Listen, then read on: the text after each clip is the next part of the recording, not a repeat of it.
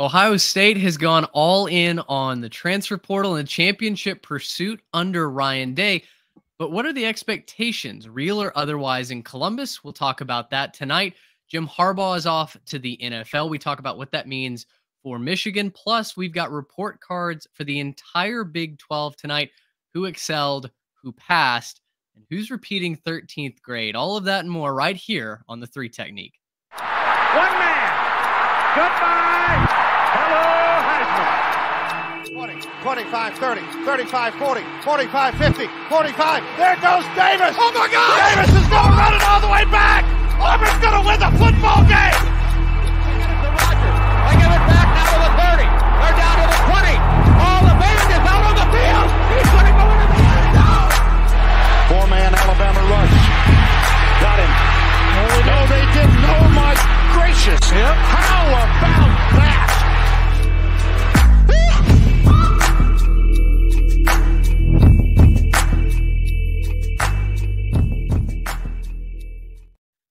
Welcome in, everybody, to another off-season edition of the 3 Technique, college football podcast at the intersection of the X's and O's and the Jimmies and the Joes. I'm Mitch Mason, joined by Trey Reeves, Garrett Turney. Fellas, it's good to be back with you. Had a little bit of a bug last week after a business trip, but tell you what, based on the results from some of the fan bases that you guys talked about, y'all did a great job. The Twitter profile is popping off right now. Posted a couple of the clips from your podcast over there.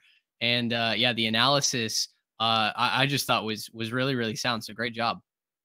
Man, I don't know if we inspired a lot of fan bases that we talked about, but we certainly riled up the rivals of those fan bases and gave them some bulletin board material to pass around. So, you know, whatever it takes to get some more clicks and make sure that we're getting people talking. That's great.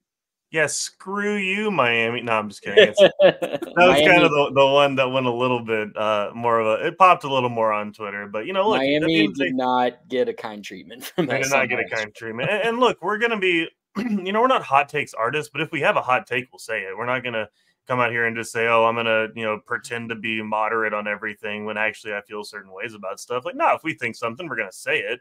We're not just going to torch you, but you know, we're gonna say what we think, and there's programs that each of us have built reputations for that we might be walking back. And I know I'm speaking for myself. I might be walking some of it back tonight on the podcast with, you know, certain expectations for a team that I've been trashing since day one.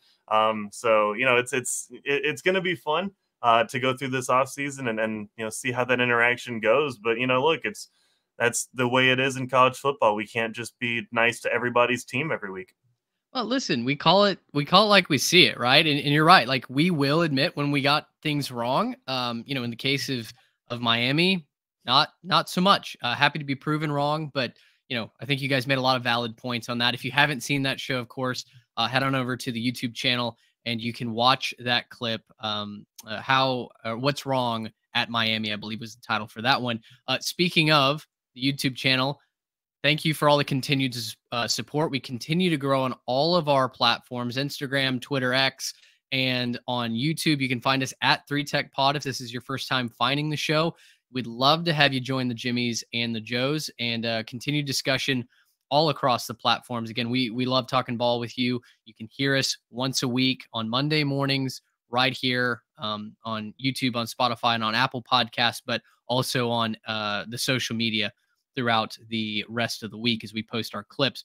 Garrett, before we get to the question of the day, have to shout out our sponsors, of course, Transfer Portal CFB, continued home of the 3 Tech Pod. We really appreciate their support and all the support that they've given us through this first season with them.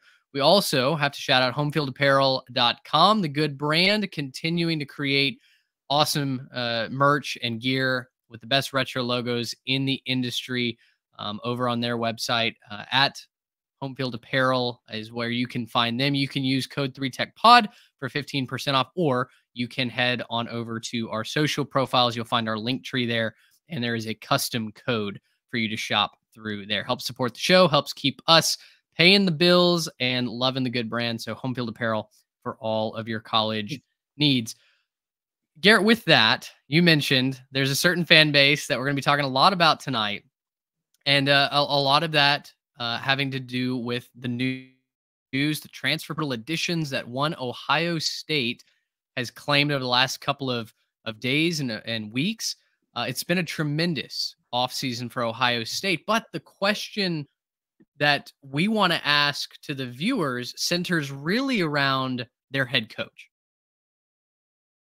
Yeah, I think when you're looking at Ryan Day and kind of the expectations that we have for him, the hard thing is it's been kind of an up and down tenure, right? He's had a lot of success, but feels like he hasn't quite broken through to the very top.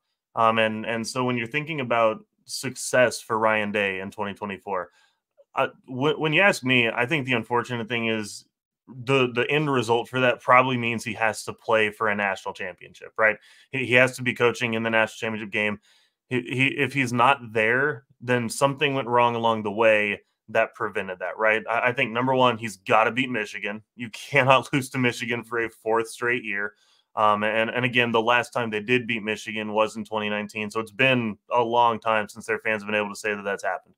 And so he's got to beat Michigan, but he's also got to beat some of those top teams along the way, right? He's got to be able to beat some top teams, got to be able to run through a playoff. I know it's going to be a 12-team playoff, so I don't doubt that they'll be able to get in, but seeding is going to be important, getting to, if it's a hosting a game, if he doesn't quite make that top group, or if he is in that top group, being able to run through whoever makes it through. If there's a hot breaking team at the very end of the season, finding his way through that to a championship game, I think he's got to get to that point in order for the Buckeyes to call this success, especially with the investment they've made in the program. Yeah, are we talking successful from the point of view of like an objective, neutral college football fan, or success from the point of view of a Buckeyes fan? Because I think those are two very different things. I don't think the Buckeye fan base is going to be satisfied with Ryan Day until he actually wins the national championship. Yeah, well, exactly. That's why it's the question of the day, right? Because you've got you've got a sliding scale of success. Yeah, absolutely. And, you know, for a program like Ohio State, it makes sense for their standards to be high. But when you look at Ryan Day just in a vacuum, the man, since he took over full time in 2019, has lost 8 football games, right? 3 of those are to Michigan. I think 2 of those are in the college football playoff. So 3 other regular season losses for Ryan Day. Like that's just insane to think about. That's a successful coach in any circumstance, maybe other than Ohio State and a couple other programs in the entire country. If you're not Ohio State or those other programs, you are just over the moon excited with those results. But I understand why Ohio State fans have a higher standard. They have had one of the best programs of all time, right? And they've had sustained success throughout most of their history. So it makes sense that they have that high standard. But I think, you know, they want to be a top 4 seed. They're going to have to win the Big Ten. That's the new format. So winning the Big Ten is going to be beating Michigan at least once, maybe twice, right? They have to be in the new format of the Big Ten. There's no more divisions, so they don't get to just win the West or East and then beat up on some random team from the West next year. They're going to have to most likely beat Michigan at least twice to win a national championship or be set up to win a national championship. So it's going to be fascinating to see how that plays out. From an objective standpoint, he's a very successful coach, but from an Ohio State fan standpoint, correct me if I'm wrong, Buckeyes fans, but I feel like you guys are never going to be sold on him until maybe he wins multiple championships. Honestly, I don't even know if one at this point would completely flip the tide, especially if it was like a fluky, almost lost the game, but somehow found a way to win game. You know, I've asked this question a number of times over on Twitter. You know, is Ryan Day on the hot seat? Trying to get the pulse of the Buckeye fan base, and it is insane. Trey, as you mentioned, the stats, the numbers, the records, all of the success that he's had, but the one thing that he hasn't done is win a national championship for the Buckeyes, right? And Ohio State is such a blue-blooded program that it's almost grass is greener syndrome, right? Everything else kind of pales in comparison to winning that prize. Even when they were beating Michigan and winning Big Ten titles, if they weren't winning the national championship, there were still those rumblings, right? So, you know, we're going to talk more about Ohio State coming up in the next segment. Trey's going to lead us kind of through those expectations, what they should be realistically. We'll look at their roster, some of the guys that they've got coming back, some of the coaching staff that we're really confident in. So stay tuned for Ohio State. But Garrett, you're rounding out this first segment with that team up north. Trey mentioned you got to beat Michigan at least a couple of times. And maybe that's true. Maybe that's not. Jim Harbaugh's headed to the NFL. Where do you see Michigan going here as Harbaugh goes to the Los Angeles Chargers? Well, first off, we'll call them Michigan, not the team up north. Let's be respectful, okay? Let's be respectful of our current national champions, okay? They're the reigning national champions for a reason. And look, this is a successful season for them. Obviously, 15-0 national championship, great. But one of the things that we even addressed when I did that, victory lap with Teddy was, man, like this next year is about to be pretty tough, right? Because you have to think that Harbaugh might be leaving. Now we've confirmed that he is going off to the Chargers. Obviously Sharon Moore, kind of the insider, main thought he's probably going to be the guy that gets that chance, and well-deserved too, by the way. He did a great job in relief and was able to lead some pretty impressive victories at the end of that season while Harbaugh was suspended. And I think he's going to be able to be successful going forward. But the dynamic has really changed around Michigan. Not only are you losing Harbaugh, you're also losing McCarthy. You're also going to be losing Corum, right? You're losing Roman Wilson. You're losing playmakers across that team. They're going to have talent. There's still a talented roster, but that is young talent. That's inexperienced talent for a lot of it, right? And so you're going to have to watch that talent make a jump. But in addition to that, you have to consider the fact that everything else in the Big Ten is also occurring, right? First off, you're bringing in the other team that you just played in the national championship game. They got a good head coach as well. I know that DeBoer left, but Jedd Fisch is a good head coach up there at Washington. You're also bringing in who a lot of people are already considering a dark horse to make it this year in Oregon. And oh, by the way, Ohio State is stacking talent. We're going to talk about that in a second, but they're just stacking talent. I don't know how they got everybody to come back. I mean, everybody but Maserati Marv, it seems like, is coming back. And some of the departures, I think are a little bit welcome in that Buckeye fan base. I know that not too many people were crying to see Kyle McCord walk out the door, and that's, possibly not really fair. He was a fine quarterback. I just don't think special enough for what Buckeyes fans are expecting. Mm-hmm. But man, like for Michigan right now, you have to balance all of that and say, look, we're losing the head football coach. So there's going to be some amount of change within the program. You're losing a lot of talent. So there's going to be some amount of, regression in terms of on-field production and success, and the competition levels going way, way, way up and through the roof. I mean, if you look at Michigan's schedule next year, we broke that down. They have Texas at home week 2. They also play, I believe, USC, Oregon, and Washington out of that new group of people. And oh, by the way, you still play Ohio State. That's 5 possible losses from very good football teams that I don't think Michigan loses all 5 of them. But we even talked about this on the pod with Teddy. 10-2 is a great season for Michigan next year. It just won't get it done, right? It just won't get it done in terms of that success. Now, all of that being said, I want to wrap that whole thought up with this. Better to have a championship banner hanging when all of this is going on than to not have that championship banner hanging. And so, Michigan fans, like it might be tough days ahead in the next couple of years. It might be a little bit tough to kind of reestablish yourselves, but you've got the championship, you got the trophy in the trophy case, you have the memories from the season. And so I think that'll go a long way, kind of holding over the fan base and making sure the fan base stays bought in as this big transition is going on. Yeah, I think you're absolutely right. And you say 10-2 would not get it done. I think we're going to have to adjust our expectations on what 10-2 means in this new era of college football, because 10-2 with that schedule next year, I think they're absolutely in the college football playoff. And then, you're talking about what's your matchup. Are you getting a home game in the first round? Are you traveling somewhere else? A home game in Michigan in December could be a big advantage for the Wolverines. So yeah.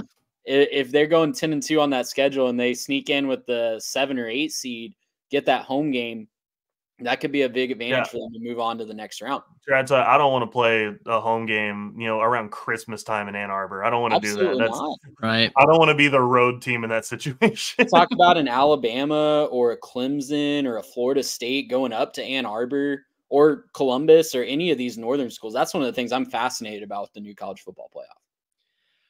What do you guys think about Harbaugh's legacy at Michigan. You know, Andy Staples made a comment on Twitter today where he said that those who believe that Harbaugh is going to the NFL because he doesn't want to deal with the system are basically believing a lie, right? Believing a fantasy. It's because he was so close to winning a Super Bowl. I commented back, I think both of those things can be true. And then he doubled down saying one of those is true. One of those absolutely is not true.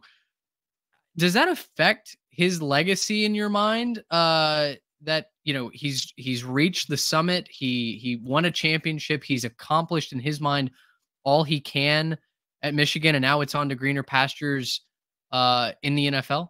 I don't think that anything can tarnish his legacy at this point. I don't think if the cheating scandal comes out and it was all like 10 times worse than what we thought it was, I don't think that tarnishes it, because you know, to blow this out of proportion and to put it in biblical terms, he's essentially Joshua leading them out of the wilderness and into the promised land. He brought Michigan back.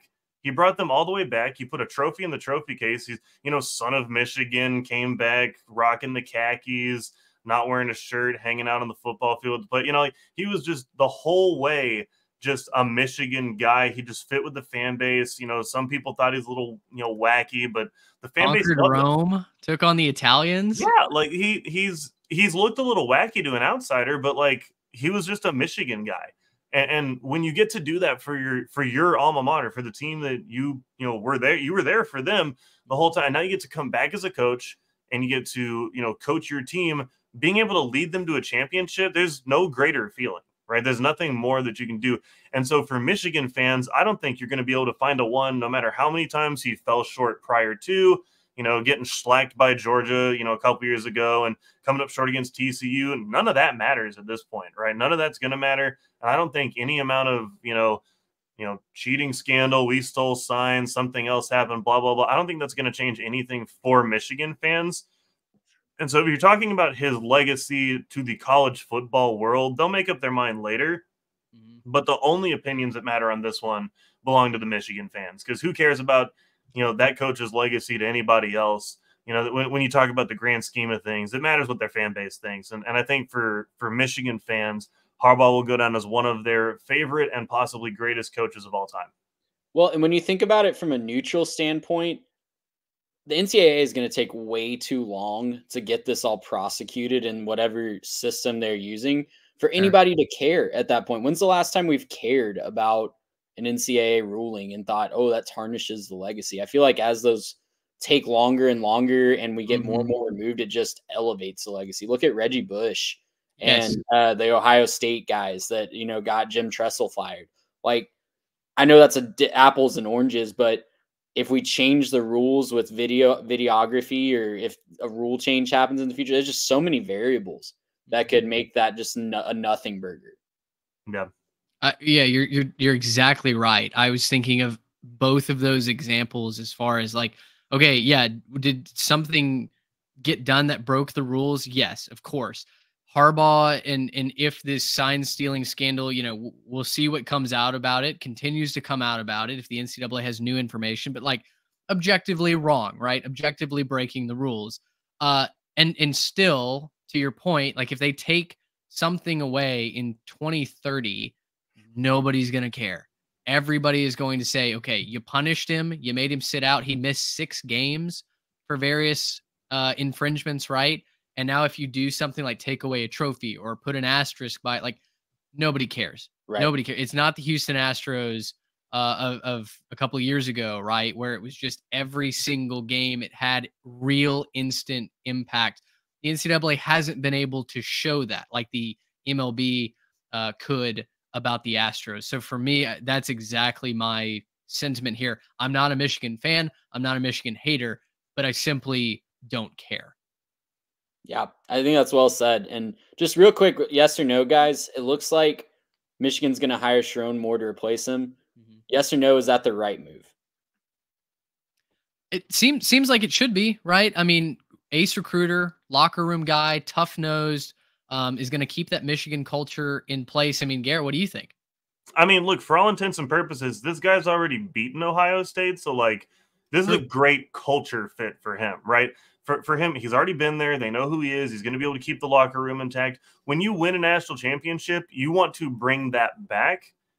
Your head coach is leaving, obviously. You're losing some players, but you're retaining a significant portion of that staff through keeping Sharon Moore and any assistants that he convinces to stay on to coach with him. You know, I think this is a great move. I think this is better than a lot of things you could have done. I know that a lot of people were talking Brian Kelly, and, you know, that's still, I guess, technically an option until the ink has been dry on the paper. But, you know, it's I don't think that's a very good move for Michigan. I don't think a lot of people in Michigan would like that as a move. And so I think, look, if there's not a better candidate out there somewhere that you can just make him say yes, and I you know, kind of struggle to think of how many candidates there really would be that you'd want to bring in and just say, you know, give him a blank check, let him do whatever he wants to do. I think, yeah, keep it in the program, right? Keep Sharon Moore and let him do his thing. I'm right there with you guys. I think it would be a fantastic move. I'm usually not team promote from within, but in this case, you have one of the top assistants in the entire game.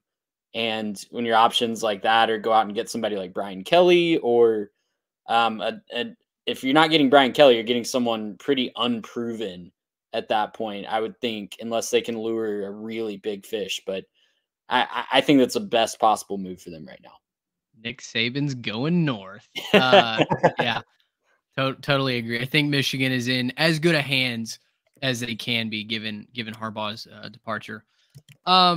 That's it for Michigan. We're talking Ohio State, realistic or not, expectations for Ryan Day and the Buckeyes. But first, Trey has got a word from our friends over at Baller.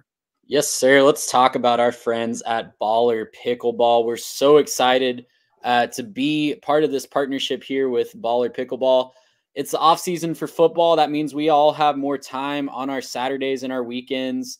Super Bowl is going to be over before you know it, guys. You need to fill your time with something. Why not join one of the fastest growing sports in the country? If you have not already, pickleball is taking over, and our friends at Baller are innovating to lead the way. Founders and fellow podcasters Jason and Jeremy set out to create a paddle that combined premium quality and elite performance with unbeatable affordability, and Baller was born to share that result. The original Baller Pro and brand new Baller Heat paddles can take your game to the next level or give you a big head start if you are just starting out. Plus, they're committing to donated more than 50% of their company profits, no matter how large their company grows. So you can shop their paddles, you can shop their moisture wicking hats, which look awesome, their bags, their gear, all at ballerpickleball.com. That's BALLR pickleball.com. And use our code 3TechPod for 10% off your whole purchase. That's 3TechPod for 10% off at ballerpickleball.com. I saw them real fast. I saw them posting stuff this weekend. Yeah. They've got some pretty high-level athletes playing in tournaments all across the country using their stuff. So, you're really excited to welcome them aboard. Yeah, I got one this around Christmas time, and I love it. I can feel the difference from just your regular, Joe Schmo paddle you get at Academy. It's a real big step up. One of those Joe Schmo paddles that you've broken on a pickleball court. I have, and yeah. We don't have to talk about that, but let's talk about Ohio State instead of raging on a pickleball court. Ohio State, guys, is this a hot or a valid take? They should be the current favorites to win the national championship next year. Right now, I looked up the odds during the break, and Georgia's currently the betting favorite, the odds-on favorite at plus 300. Ohio State's right behind them at plus 500. Then you've got your Texas, your Alabamas, your Oregons of the world. To me, they've done a lot of really good things in the transfer portal. We talked about Kyle McCord. I don't think anybody in Columbus is losing sleep over losing him, rightly or wrongly. We've talked about him ad nauseum on the show, but they go get Will Howard from Kansas State. They have all their weapons pretty much other than Marvin Harrison Jr. coming back. They go get some awesome names out of the transfer portal. They just basically rated Alabama's top players over the last week or so. And they have an entire defense that's coming back for year 3 under Jim Knowles. So I don't know. This is a team that's making a lot of moves. I think they're really upset as a program that their rivals got a national championship. I think Ryan Day is still coaching with a chip on his shoulder, recruiting with a chip on his shoulder. It seems like they've got a lot of positive momentum on the off the field stuff, getting their NIL collectives together. What do you guys think from y'all's perspective? How is Ohio State doing? Would you pick them right now to win next year's national championship? I think this truly does feel like, to me, the year that Ohio State might finally be able to get it done. And I want to hear you guys talk about the quarterback, the offense, because that's what a lot of people have focused. But guys, I've really planted my flag on the defensive block for Jim Knowles, riding for this defense.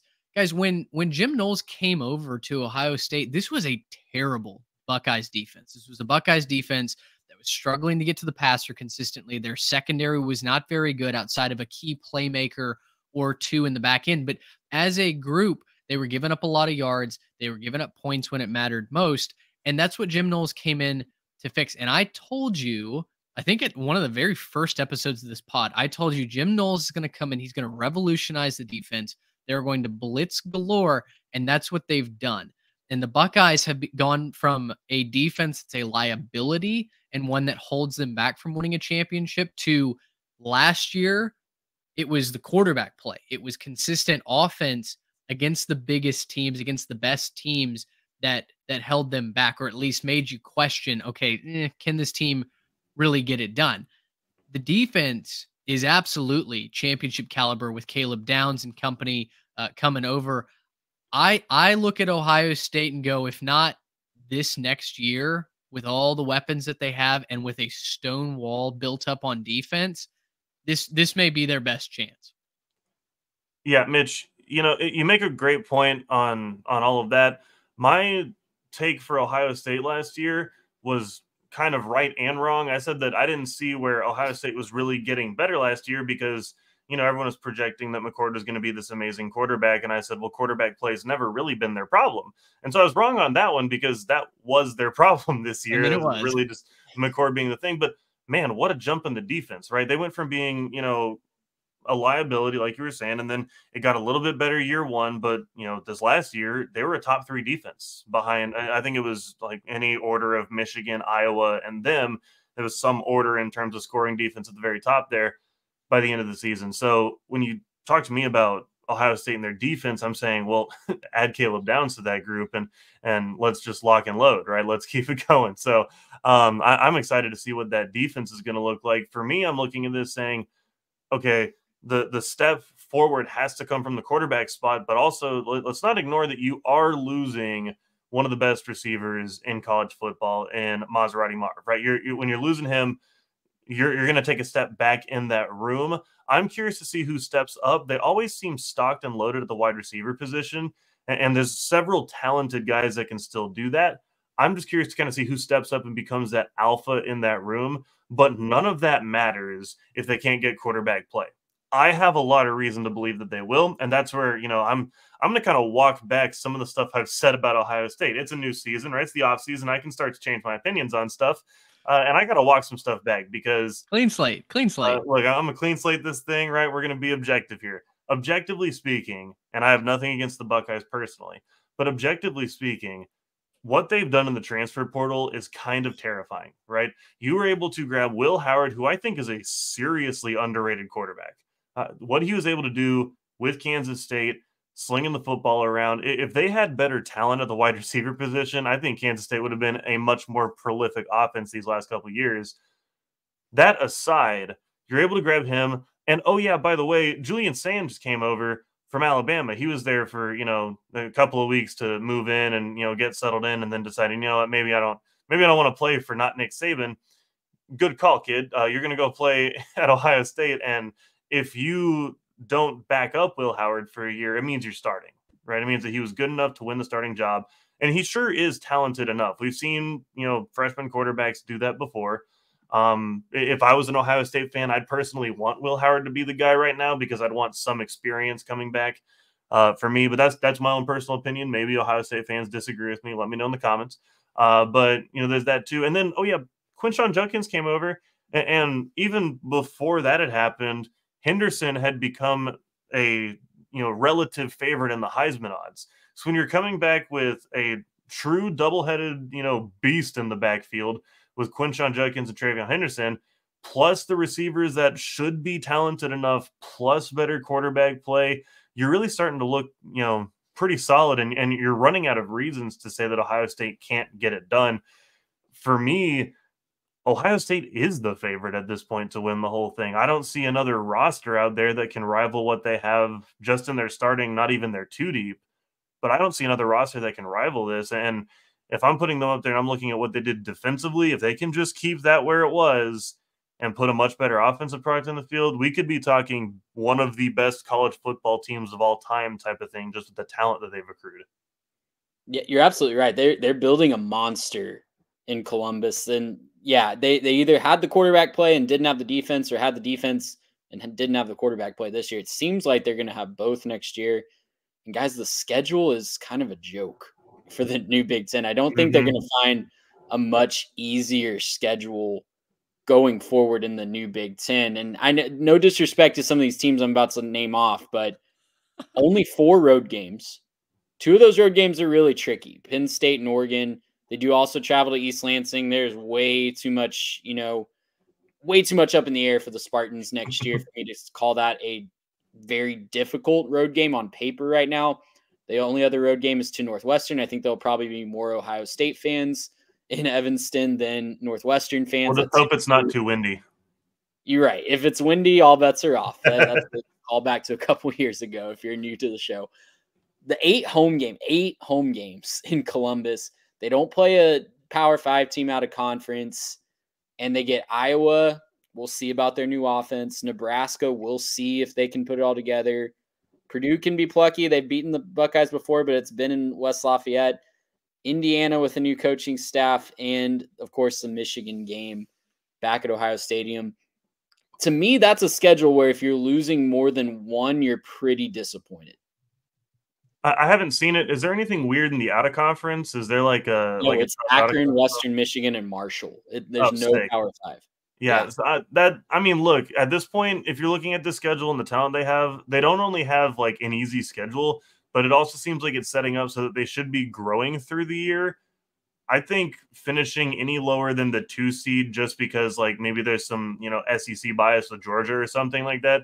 Finishing any lower than the 2 seed, I think, feels like failure for Ohio State. There's only 2 games that I project to be back-to-back ranked teams right now in January. Obviously, a lot of stuff could change, but they play Iowa and at Oregon back-to-back. That's a really tough back-to-back, especially if Iowa beats them up a little bit. Well, and they had a bad time, up in Eugene recently, that was in Columbus. No, they lost it at home. They have a rough time with Oregon recently, yeah.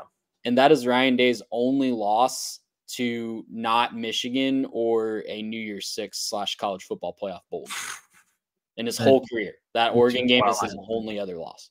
Which is wild. Last thing on Iowa there. I know we talk about their defense and we're assuming that's going to be somewhat of a tough game, because Iowa still doesn't have an offensive coordinator. Right. We don't know.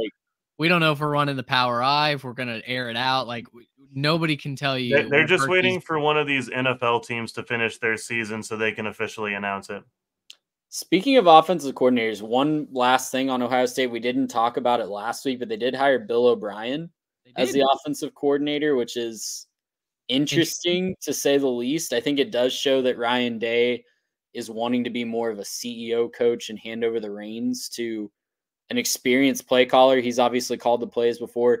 I was texting with a good friend of the show, Joe from Longview, big Ohio State fan. I feel like that's a good move for him, because I think in modern college football, there's just so much you have to juggle as a head coach that if you're trying to call plays on offense or defense, it's just going to be dang near impossible for you to keep it going. We've seen that just taper off more and more every year, where the head coaches are giving up play calling duties just because there's too much else on their plate. I wonder what you guys think about that.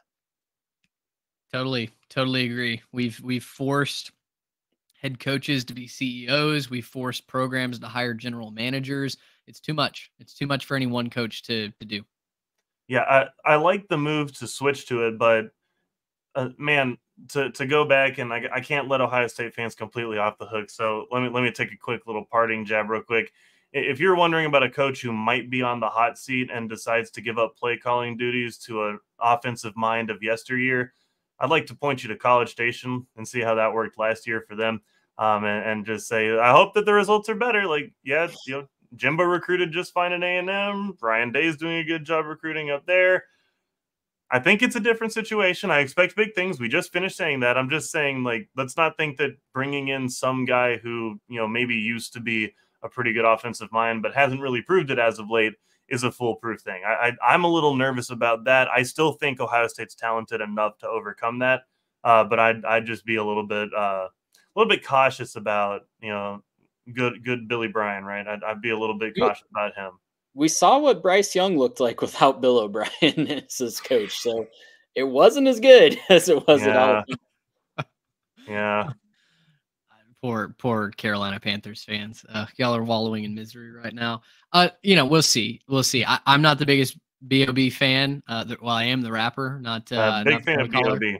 Not the play caller, but I just think at a certain point, it's like, man, there's too much talent in Columbus for one average play caller to screw it all up, right? You would think so, but I guess if you're Bill O'Brien, this B.O.B., you're still hoping that you got the magic in you. So there you go. Can't find a better way to close out the segment than that. That was perfect. We're diving into the Big 12, handing out some report cards.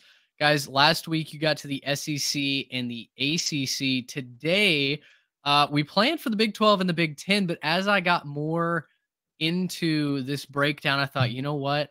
There's so much here. I think we just have to focus on the Big 12. So Professor Mason made the call. We've just got one conference today, and I've got a grading curve that I want to see if you guys agree with. So as we get ready to hand out some of these grades here, we've got those who excelled, those who passed, and then those who ultimately failed, starting at the top with the overachievers.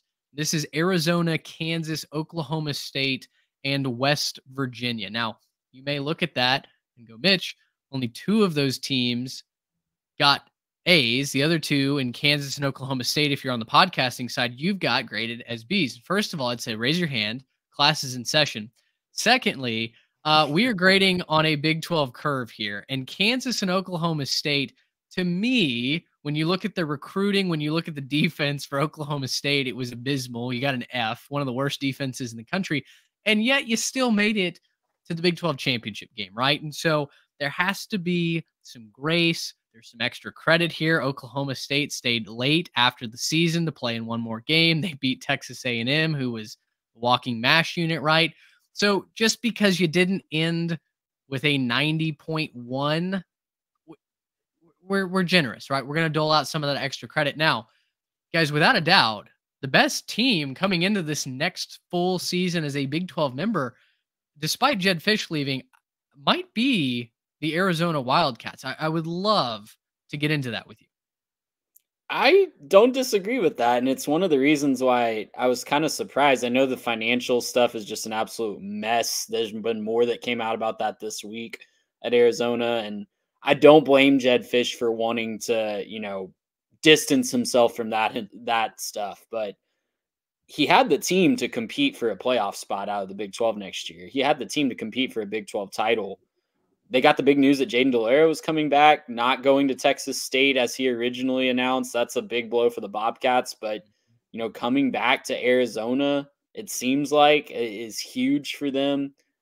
They had the team and they showed it on the field this year. Just a really hard-nosed football team, and they're keeping most of it together, it seems like. Yeah, I mean, McMillan coming back is absolutely massive, right? Folks thought they might walk out the door, go right up the coast to Washington. But Garrett, you keep your X factors on the offense. Yeah, it's a great roster. My concern is, what does it look like post Jedd Fisch, right? The financials are so bad. You drove a coach out, which, there might have been some interviews he had also taken. I know he was kind of looking around a little bit, but that makes me wonder, like, what does he know? What did he kind of know before all this came out? Like, is there stuff going on behind the scenes that we're not privy to quite yet? I'm curious to see how all that works out. For me personally, I look at this and I say they might be your best team in the Big 12 next year almost by default. with so much movement happening in college football and all of the realignment, that's also gone with a lot of guys leaving the conference. And so a couple other teams on this list, look at Kansas. You're losing your star quarterback. He hit the portal recently, and I don't know if he's going to come back or if he's whatever, but you could be looking at this as an option for, several of these teams. You could be looking up and down and saying, well, I don't know what to expect out of this next team anyways. So for me, when I'm looking at Arizona, I'm saying, well, at least Arizona has some stud players, some continuity on that offensive side. They've certainly played a great game against Oklahoma, who, just did pretty well in that conference this year. So you're thinking, okay, well, just year-to-year comparisons, Arizona should be good. And so I'm looking at Arizona, I'm saying, yeah, you got a bunch going for you. You just really got to keep it up post-Jedd Fisch. And if you can keep it up, I think you can start to run the conference a little bit. And if you show that you have that direct path to the playoff and you've got some talent on the roster, people will be attracted to that. You can, kind of crush it in the portal if you prove you have a path to the playoff, even up to one of those top 4 seeds. I totally agree. I think there's a power vacuum at the top of the Big 12 that Arizona could step in if the athletic department really kind of stays in place around them, right? They've built up something that's worth fighting for. Now they just simply have to have enough money to keep the lights on. But I really do like the Wildcats' chances. Just one clarifying note: Jalen Daniels at Kansas returned. So Kansas has their quarterback. Is he coming back? Yes. Yeah. Jalen Daniels is coming back. Kansas State. I thought that I had seen that he hit the portal. He might have came back out, or that might have been a quick in and out type of thing. No, yeah, he's definitely back. He'll play one more year, then go to the. Well, that's he announced in the season, I think, that he was going to come back. Mm-hmm. Yeah. So Kansas, we'll see what Kansas can do under Lance Leipold. It seems like they dodged a couple bullets, keeping Leipold there on campus as well. One last topic here before we jump to the passing grades. We got to give a round of applause to West Virginia. Yes, we do. And a heartfelt apology for doubting you 2 years in a row. Listen, as far as I'm concerned, Mountaineers fans, the score is 1-1, right? We were heckled for our reservations, shall we say, with Neal Brown and company in year 1 of the podcast. We were right. We were heckled for year 2 and our reservations and saying Neal Brown would be fired. And obviously West Virginia far exceeded expectations. So we apologize for that. Let the West Virginia fan that had confidence in Neal Brown cast the first stone. I'm not even going to backtrack on that. We were right to question them this year, but he pulled it, somewhere out of it. Let the West Virginia fan that didn't want to fire Neal Brown coming into this year cast the first stone. That's very fair. Very fair. Guys, let's move on to the passing grades. Now, this is a little bit of a meatier group as you would expect, right? A lot of different grades that we can give here: B's, C's, D's, all passing grades in Professor Mason's Big 12 class. And for those on the podcast, we've got Cincinnati, Colorado, Iowa State, Kansas State, Texas Tech, UCF, and Utah. For me, and I'm doing this partly because it's been kind to our channel, the letter grades for the Colorado Buffaloes, gentlemen, from left to right. Offense, we gave them a D. Now, just a peek in behind the grading scale here in my classroom. Each letter grade represented an increment of 25 teams. So if you had an A for offense, you were in the top 25 teams in offense, et cetera, right? So use that for a frame of reference before you come at us in our comments and say Colorado did amazing things. Colorado finished with a D in offense. We got an F in defense, didn't even show up for class most days. We did get a B in recruiting, kind of like lunch or PE, really exhibited some interest there.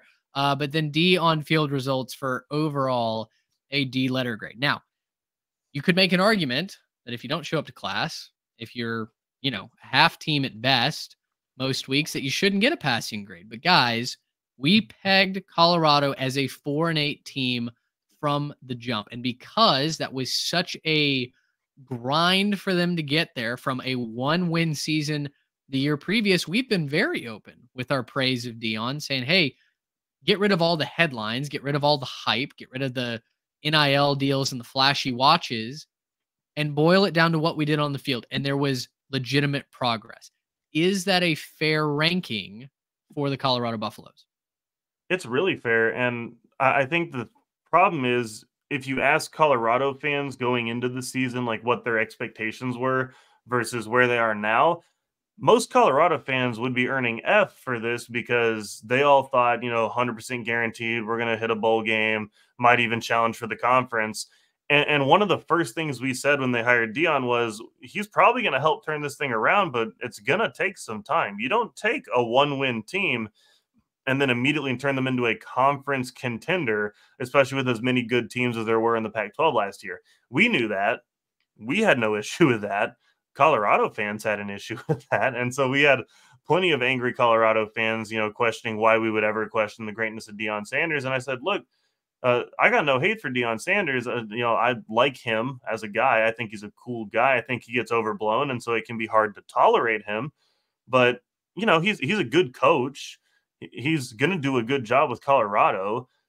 You just got to give him some time, right? And now that he's switching over to the Big 12 and, Pac-12's done, and you look around, kind of like what I was just saying previously for Arizona's transition, Colorado also gets some favorable transition where you look around this Big 12 conference and you say, who's the big dog, right? Who's the alpha? There's plenty of reasons to doubt plenty of different teams in this conference. And so, for Colorado going into next year, there's some reasons to be excited. But this year, it wasn't it, right? It wasn't the big season. It was a good step in the right direction, but your defense was not very good. You lost some games you really probably shouldn't have. You won a couple games you shouldn't have either. So congratulations, right? You came out the gates. You beat TCU. TCU's probably a better team than them this year, but you beat them. Good job. Congratulations. And so, for me, I look at Colorado and I say, look, at the end of the day, they did fine. They kind of barely passed, but they show promise, right? Yeah. This was a cellar dweller that all of a sudden looks like they could maybe compete in their new conference. Yeah, they came out spicy and they gave their fans something to care about for the first time in quite a while. And, I wonder how differently we're viewing this season at Colorado if they don't blow the game against Stanford and you just flip one of their one possession losses, right? Like they lost by one possession to USC, to Oregon State, to Arizona, and to Utah. Those are 4 really good teams, right? And then you don't blow the game against Stanford, you flip one of those, you're in a bowl game.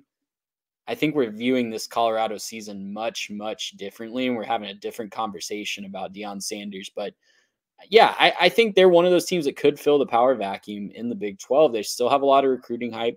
And listen, a lot of that media hype that Deion Sanders gets, 90% of that is not his fault. That's just the media looking for like a big story that's going to get a lot of clicks. I don't blame him for that. I know he feeds into it a lot, and I know it's part of his recruiting pitch, but he can't help that. So I don't really dislike him for that. But it's an uphill battle at a place like Colorado. It's not a lot of people in the past have been able to win there. I know they had a lot of success in the 80s and 90s, but, whole history, it's been a very difficult place to win. So he's going to have to keep grinding. Do have to raise my hand and admit an error in the grading scale. I was getting ready to say I'm shocked that Cincinnati earned an A in offense. I would have thought it would have been the other way around. I was going to call that out on our 33rd in offense, which is still way higher than I expected during the preseason. In fact, I said if the offense, when we did the Big 12 breakdown, I said if the offense gives you anything, you're a bowl-bound team. Expecting the defense to be their calling card, that was where they had all the talent. They got a D in defense. They were one of the worst teams in the country defensively, but 33rd in offense. So should have been a B. That's my error. Trey, as you look down this slate, pick one of the other teams. Maybe it's Kansas State getting an A+ in offense, but just coming up a little shy, sputtering towards the end of the season. Maybe you have something you want to comment on, on the Red Raiders, a team that you were very, very high on. Take this where you would like. Texas Tech season just got off the rails before it could even start, man. I don't know why they scheduled that game in Laramie, Wyoming, week 1, but they did, and it kind of threw their season off the rails, and the rest is history. But, credit to Joey Mack for still getting to a bowl game when nothing was going right and winning that bowl game against Cal. So he salvaged the season pretty well. It wasn't the high expectations that people like me hoped, but, credit to him for salvaging that season.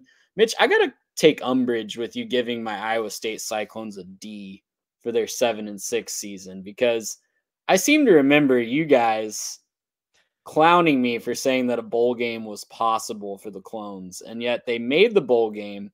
They had some margin for error there. They went 7-5 in the regular season, and they lost their starting quarterback and another offensive weapon before the year started because of gambling issues, and yet they still made it to bowl season. How is that a D? Trey, that sounds great and all, but I plead the fifth. I had forgotten about that. You make a good point. Let's have you stay after class, and we can discuss about maybe raising that grade. I think I think upon further review, a C. I think a C would be fair. We can bump up a letter grade, but hey, that's why you ask, right? There's no harm in asking. That's why that is the number one lesson learned from the teaching profession now is if someone just complains about the grade, you'll probably bump them to a C. just ask nicely. You're putting in some effort. That's 7-6 on the season. Yeah, that's fine. We can give them a C. We can bump them up into the 70s. 6-3 in the Big 12. That was a good. I know they lost to Ohio, but and you called that they were about to go on some sort of run. Garrett and I laughed at you, and then there they are playing in the postseason. So kudos to the Hawkeyes. UCF is the other really interesting team. I think Utah. I don't know that we fully know what they were capable of. You've got Cam Rising coming back for his 12th season of football this next year. So I'm really curious to see what a healthy Utes team is like. But for UCF, they're going to go from John Reese Plumlee to KJ Jefferson. Very mixed bag of results across the board. Elite offense, terrible defense. And the results were mixed, as you would expect. Just kind of very quickly, overview for UCF going into this next season. Are you confident with Jefferson at the helm? Where do they fit in this new Big 12? I mentioned this last week. I think Jefferson is the perfect quarterback for this offense. I think he's going to put up a lot of numbers, be really fun to watch. I don't know that that's going to mean more wins for UCF because I don't know that they've done enough to address the defense, and there's going to be a lot of teams that can score points on them. But I don't think KJ Jefferson will be the reason that they don't improve. I think he's going to be great. Yeah, I mean, they're going from a quarterback who's a run-first, dual-threat quarterback with good arm talent to a quarterback who's a run-first quarterback and has good arm talent. That's just kind of where they're going to. So they're just kind of switching it. The only difference is you're probably losing a little bit of speed but gaining more physicality. So, I guess that's maybe nice and could help you in the red zone or something. Maybe, punch in a couple drives, finish with some more points. But yeah, I think it's the defense for UCF. There's going to be a lot to figure out. And, it's just there's too much incompleteness across the Big 12 right now. Kind of like I've said, there's too many teams with too many question marks for me right now to be able to say, oh, they'll definitely compete more next year because of it. I mean, you wouldn't shock me to watch KJ Jefferson just torch the Big 12. That wouldn't necessarily surprise me to watch him go through and lead they're 8th in offense. If they go get a top 5 offense, that's not necessarily shocking to me. I just, I'd need to see where the wins come from, right? I need to see where those wins are going to be. I want to look at the schedule and figure out what these other teams are doing too, because it's going to be a totally new conference next year. It absolutely is. I cannot wait to see the new pecking order in the Big 12. That is going to be one of the more fascinating storylines, I think, all year long. Quickly, let's move on to those that need some remedial training, guys. Yeah, crack my knuckles for this next group because I'm gonna. Yeah, this is not a group you want to be a part of, and guys, not very often that we've seen the national runner-up descend to absolute poverty the next season. Although I guess LSU did it in 2020. That was a COVID season. Weird things happened, but TCU is a part of this group that for those on the YouTube side, these are not the overachievers. These are those that flunked class. See on the graphic there, forgot to switch overachievers to failures. Maybe I should have put it in quotes. It's all right. You can start read it sarcastically. Read it exactly. Right? Exactly. For the YouTube clip that's inevitably coming, you can start it right here. TCU, a great offense, top 25 offense. They had 11th is what they finished in total offense, but 103rd in defense. They ultimately finish 5-7. They have a really good recruiting class coming in this next season. So that's why they don't earn an outright F in this class. But Trey, to me, it felt kind of like, well, yeah, you had all the talent and then you just didn't study for the test. Like you showed up and you winged it and it just didn't work out. And now you got to repeat third grade. Like we got to run it back. I'm actually a little bit higher on TCU's chances for this next season in the Big 12, but there's no doubt, like you can't sugarcoat it. 2023 was as rude an awakening for TCU fans that thought that they were building all this momentum. It's what 2022 probably should have been for TCU, right? Like the magic clearly ran out. They lost a lot of talent on the defensive side of the ball. People were looking at the offensive side of the ball, losing, Max Duggan and Quinshawn Judkins. Is that who it was? Johnson. Quentin Johnson. Thank you. Quinshawn Johnson. Judkins is the running back. But, losing guys like that, and no one was really looking at the defensive talent that they were losing, and it showed on the field, giving up in their FBS games, in their losses, they gave up 45, 24, 27, 41, 35, and 29 and 69 points. Not nice on that last one, but it was a defensive I don't even know the word for it. It was putrid on that side of the ball. And I don't know what the pulse of the fan base is on Coach Dykes, but I'm going to lump it in with another team we're going to talk about here in a second with Baylor and Coach Dave Aranda. It's my old mantra. One good year does not a good coach make. And so we got to talk. If he doesn't bounce back next year, we got to have a serious conversation about Dykes. Aranda's already on the hot seat. I think he's gone if they have another bad year this year, but you can't just, have confidence in your coach off of one good year. You got to see more than that before you go crazy off the deep end for him. Well, let's go into Baylor because they were a team, BYU and Arizona State. I don't know that we really had any true expectations for them last year, and they performed kind of as such. The offense for BYU did not save them. 121st in total offense, but Trey, take it to Baylor, and Garrett, I want you to weigh in on this as well. They thought Aranda was the guy after one really good season, and it looked great. It looked amazing when Dave Aranda came in and they had a plucky offense and they got to the Big 12 championship game and they won it. And their defense stood on its head and helped them claim that championship. And since then, it's been a stock arrow pointing straight down. The recruiting has suffered. The offense has been virtually non-existent. You let your best playmaker, maybe in Kyron Drones, transfer out the door to Virginia Tech. I'm having a really hard time kind of finding any positives about the Bears program right now. Well, and the guy that you put, all your eggs in his basket, Blake Shapen, is also heading out the door to Mississippi State, right? So I don't know. Like, I haven't looked at their schedule for next year, but Baylor has a lot of the tools that you need to be a winning program. We've seen them with the right coach, and even with this coach, get a lot of positive results. But this year was as bad as it's been on the Brazos in a really, really long time. And it's hard to have a lot of optimism for me with the way that they're recruiting. The way I know that we gave them a B for finishing 35th, but like, I think when you combine that with their portal losses, when you look at a couple other teams in the state and what they're doing, what Tech's doing, what TCU's doing, what, Utah and Arizona are doing on the recruiting front as well, that just doesn't really, it's not going to cut it, I don't think, to win a Big 12 championship.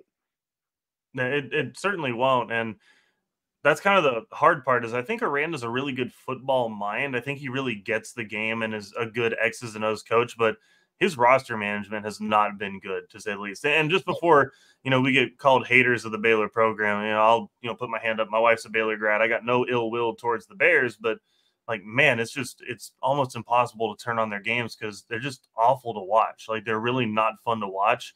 And they don't score a lot of points. There's nothing particularly dynamic about their offense.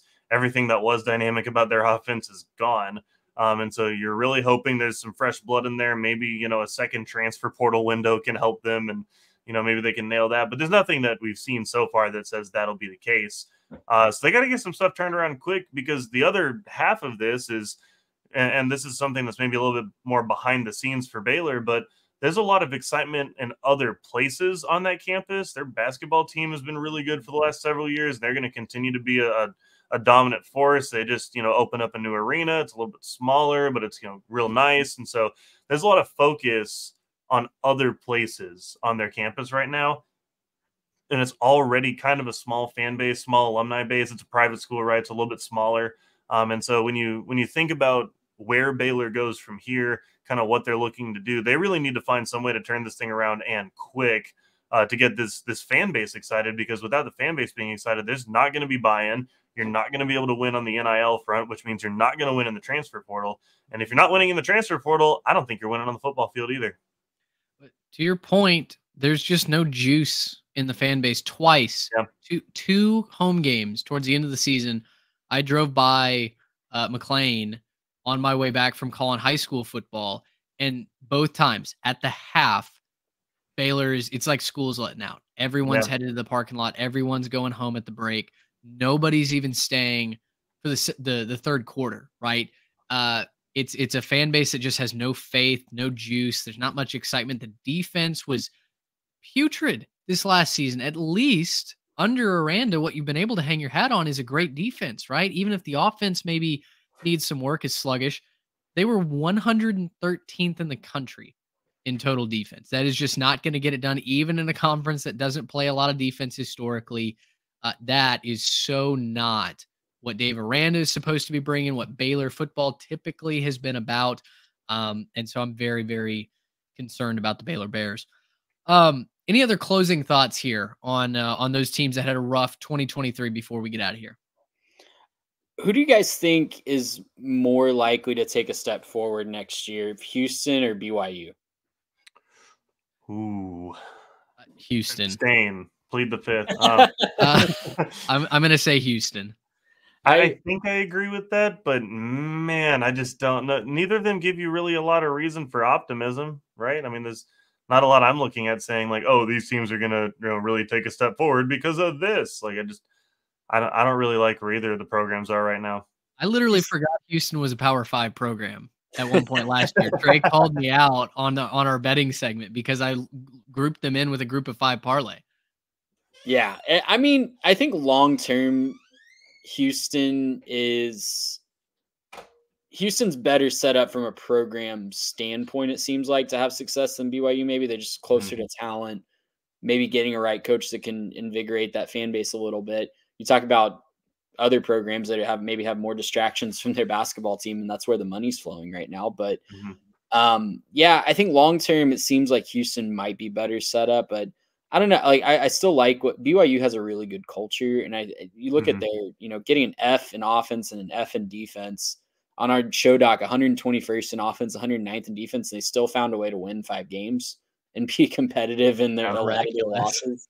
Like that's good culture, even if you're not actually getting the results on the field. Well, and one more note on BYU is with this new conference realignment, we're getting BYU Utah in the same conference now, and that's something to be excited about. This is a game I would like to see played every year at the end of the year and watch a rivalry game in a cold Utah environment type of thing. That'd be a lot of fun.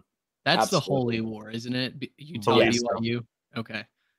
Yeah, absolutely. Need to see that with some regularity. Well, let us know right in who you thought was the overachiever in the Big 12. Who were you okay with passing? Who would you like to have seen in that group? And then bring on the takes. If you've got hot takes with the failures, bring them on. You know where to find us at 3TechPod on Instagram, on Twitter, and on YouTube. Appreciate you guys riding with us for another episode. We'll be back next Monday morning. And of course, you can find us every single day of the week over on our social media platforms as well. For Trey Reeves and Garrett Turney, I'm Mitch Mason. Thanks so much for hanging out with us. Until next time, so long, everybody. Gracious, how about